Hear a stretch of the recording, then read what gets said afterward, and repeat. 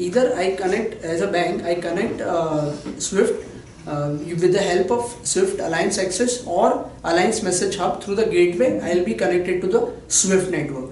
Now this changes should be connector changes or the API changes should be there in the as a part of SWIFT Alliance Access as well. Now this will be given by the SWIFT. SWIFT also provides a training and testing instance. Once implement these GPI inside it, you can send the test messages just to check whether everything is configured properly, and get the acknowledgement back as things are moving in the right direction. So that kind of adoption has to be there. Now we will finally talk about the roadmap item.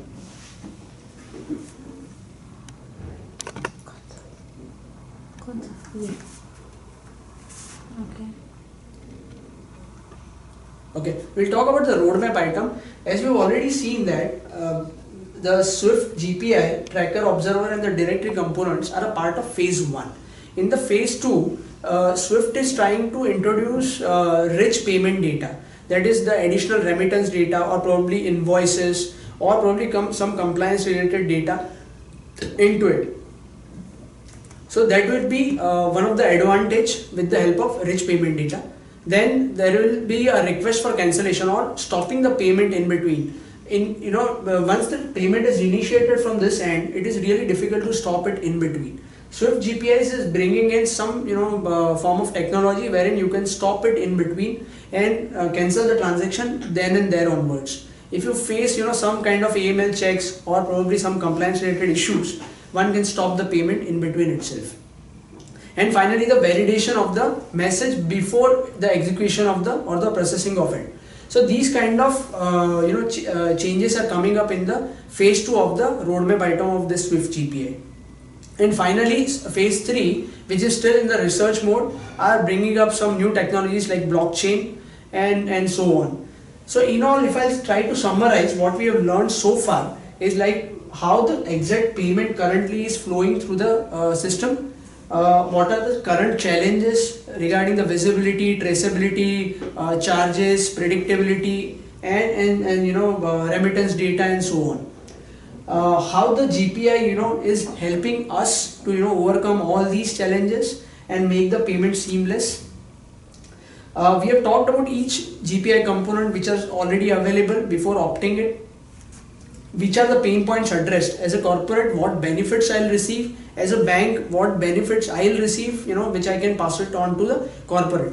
Just to add here, Citi has already developed a tracker portal which is which gives a visibility to corporate directly themselves. So as a corporate, if I want to understand where my payment is at this point of time, I can see that with the help of this tracker. So it is an overlay on the top of what portal which is given by the SWIFT itself, SWIFT GPI itself. Now then we talked about the adoption or the impacted areas. So there are messages like MT103, MT199, MT202, 202 cover payments, MT096, 097, which are like fin copy, fin inform messages. These are the impacted messages, which are directly impacted with the help of SWIFT GPI. Now, how to adapt it? Using the SR 2017, that is a standard release which is made by SWIFT every year. You can adapt this. But your payment system should be smart enough to handle the processing of these messages, these changed messages.